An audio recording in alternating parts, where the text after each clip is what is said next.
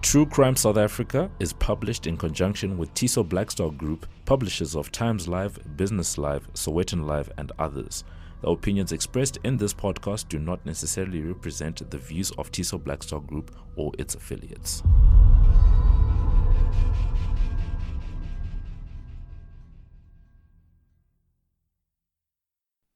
Welcome to True Crime South Africa.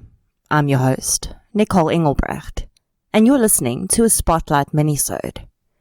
In our Minisodes, we discuss true crime stories that are currently in the news and give you updates on cases we've covered so far. Happy New Year, True Crime South Africans! My wish for every single person listening is that 2020 is your best year yet. I'm not a big fan of New Year's resolutions, as I don't believe that you need a special day to make up your mind to change your life. What I do hope is that in 2020, every single one of us will live our best lives, whatever that may mean to you. Before we get into today's show, I'd like to thank our Patreon supporters. Last week, I announced I'd opened a Patreon page for the show in order to help raise funds to expand my research capabilities and purchase new equipment. I was seriously blown away by your response. In every episode, I'll give a shout out to our Patreon supporters, and when we reach 200 supporters, I'll start releasing a Patreon exclusive episode every month. Thank you to the following listeners who've signed up to support the show on Patreon: Toast, Angie, Marie, Adriana Coit-King, Megan Repko, Megan Reinke, Janine Stein, Nanette, Tanya Beneka, Mahlatse Chirane, and Rose Lee Smith. Thank you so much for your support. I really appreciate it. Patreon support starts at $1, which is around 15 Rand, and you can change or cancel your support at any time if you need to. I'll leave a link to our Patreon page in the show notes, or you can go to patreon.com and search for True Crime South Africa. Every single manner of support for the show is vital to its success, whether it's financial or sharing of episodes, recommending the show, listening to episodes, or interacting on our social media pages. Every single bit helps. The following episode may contain sensitive material, including descriptions of violence, sexual assault, or graphic descriptions of injuries to victims. If you feel you may be triggered by such material, please consider this before accessing our content. To access trauma counseling or services, please see the helpline information on our show notes. First up on the show this week is an update on one of our previous cases. In episode 13, we covered the case of the Samurai Killer, a case from 2008 where Monet Hadamsa, 18 years old at the time, murdered 16-year-old Jacques Pretorius and severely injured 3 other people with a samurai sword he'd taken to school. In early December 2019, I was advised that Hadamsa had applied for parole. In 2018, when the possibility that he may be released early due to good behavior was announced, members of law enforcement and members of the forensic psychology community came forward to state that they didn't believe Monet was ready for release. I've been advised that Monet was in fact declined parole at this hearing. Parole hearings are always difficult for the families of victims who have to face the perpetrators of the crime that either impacted them personally or took away a loved one. In South Africa, it is required that the families of victims be advised when an offender in their case has applied for parole, as they have the right to present evidence that objects to the offender's parole. Something that I wanted to point out that is super important if you are a family member of a victim or a direct victim yourself. You must ensure that your contact details are always updated with the law enforcement official and the Department of Corrections dealing with your case. I know that it's disruptive because you just want to move on with your lives, but the offender has the right to apply for parole. And if you, as an impacted person, cannot be reached, the parole hearing will proceed without you. I have no doubt that Mornay's family would have liked to have seen him home for Christmas, and I'm sure they were bitterly disappointed when parole was declined. But I do think that it is in everyone's best interests that he's not released until the Department of Corrections feels that he is ready. If he was released in December, he would have only served 11 years of his 20-year sentence. Jacques Pretorius' family already felt that the sentence was too light for the taking of a life, and 11 years would have just been unfair, in my opinion. I have a lot of questions around parole procedures that I've yet to be able to answer with online resources, and I'd love to be able to interview someone who has first-hand knowledge of the South African parole procedure. If anyone listening has knowledge of parole procedures, please get in touch with me by email on wordsmith195@gmail.com. I'd love to be able to pick your brain so that we can all understand how these processes work. My thoughts go out to the family of Jacques Pretorius.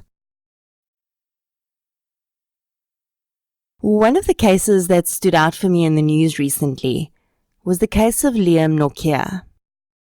I'll do a full episode on this case at some stage, but I really wanted to discuss it in this minisode because it's such a strange and heartbreaking case.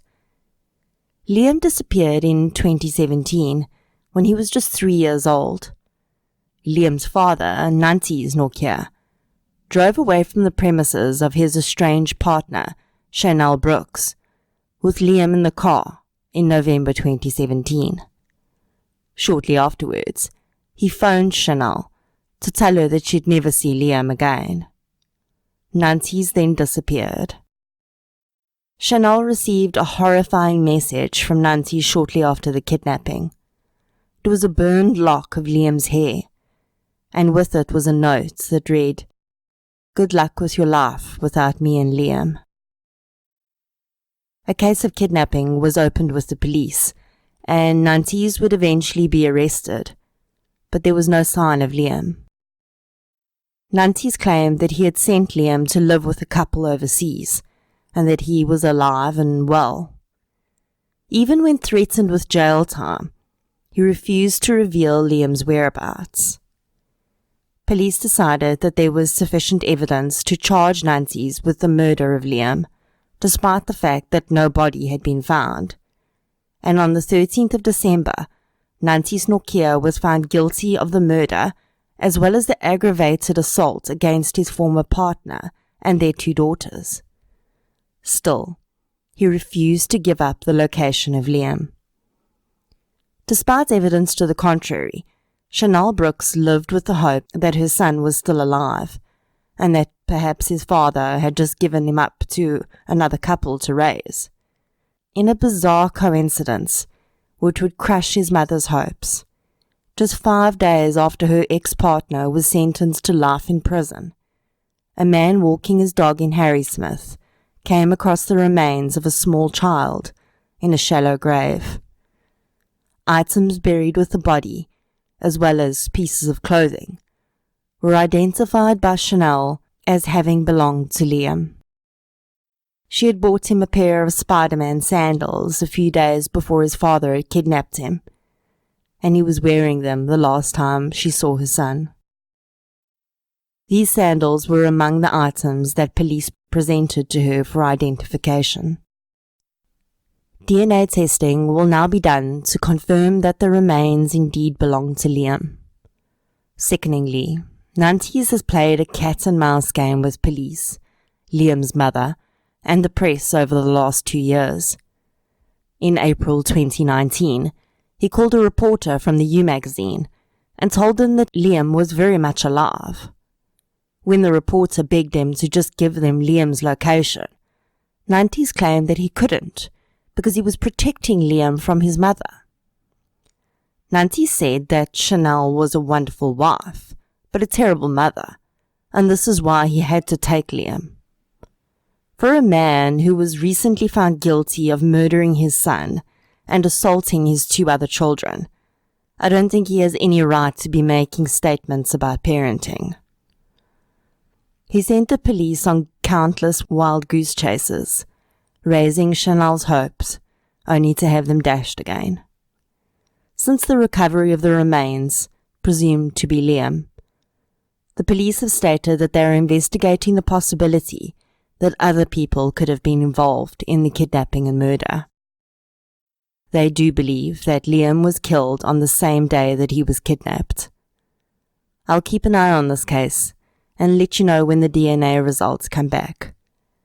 The best case scenario we can hope for now is that Chanel will be able to lay her little boy to rest, and that Nancy's Nokia will no longer have a single thing to hold over her head, so he can rot in jail where he belongs.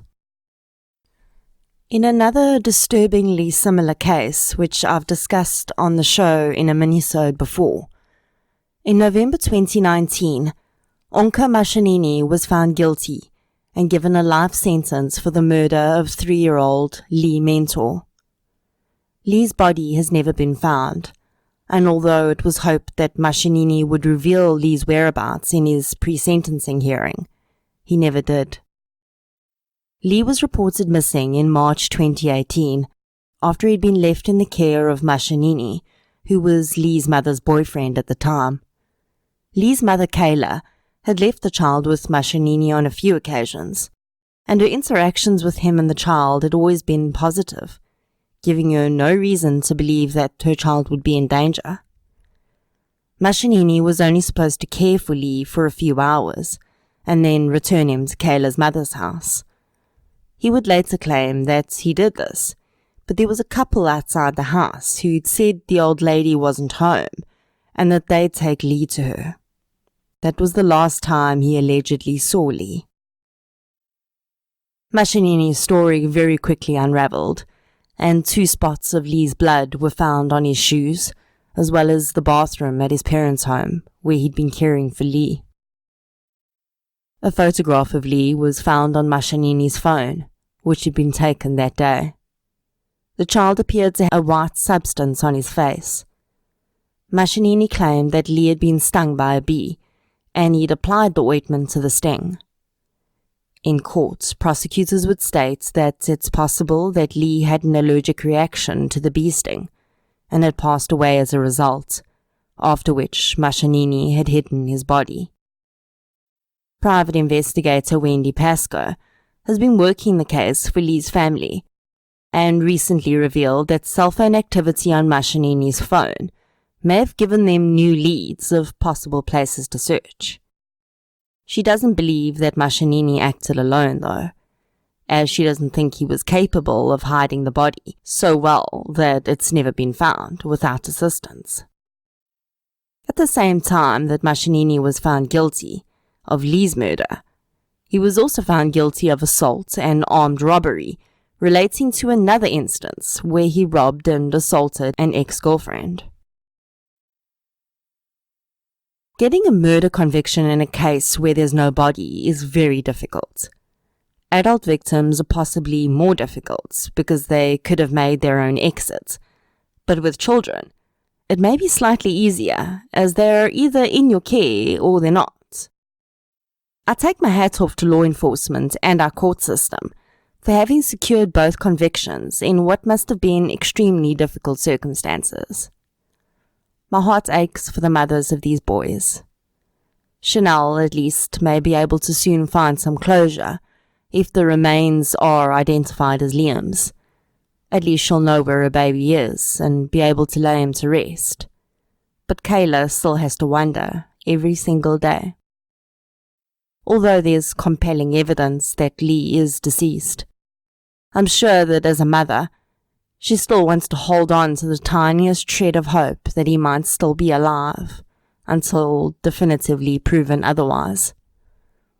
All the while, a cold-blooded man sits in jail with his little piece of control and plays with the lives of others. I think that the only thing we can take away from both these cases is that no matter how well you think you know someone, you have no idea what they're capable of. And sadly, we have no choice but to be highly suspicious and protective over our own safety and the safety of those we love. Because there are monsters out there that wear the disguise of wonderful partners.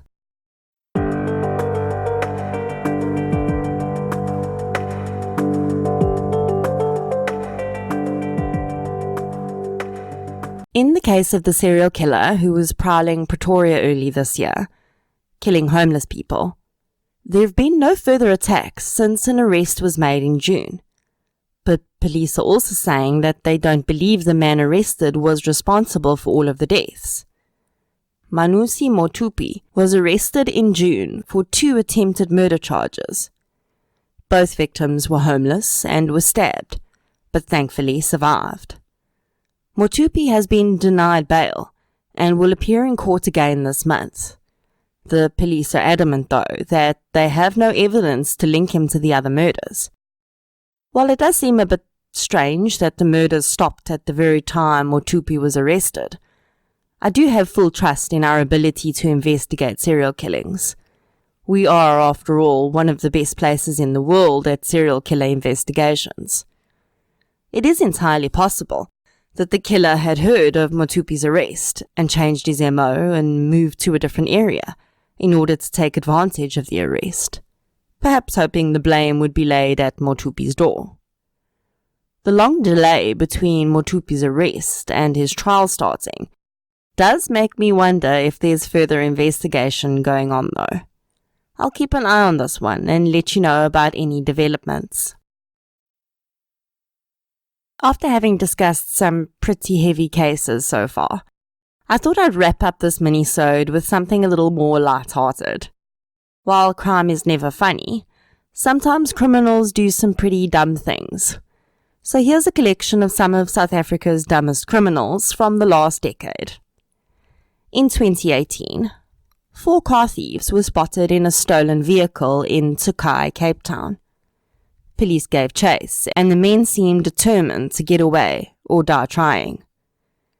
The driver of the stolen vehicle must have been very focused on the task at hand, but he should have perhaps focused a little more on what the road signs were saying, because he seemed to have missed the one that said, "You are entering the grounds of Polesmore Prison." Yep, he really did. He drove onto prison grounds, delivering himself and 3 accomplices straight into the hands of police, stopping just short of wrapping himself in a pink bow. If only all criminals were kind enough to organize their own transportation to prison, would probably save a lot of taxpayers' money. The criminals, although not the brightest, were actually extremely dangerous. Between the 4, they had 35 different pending cases against them for murder, attempted murder, theft, and robbery.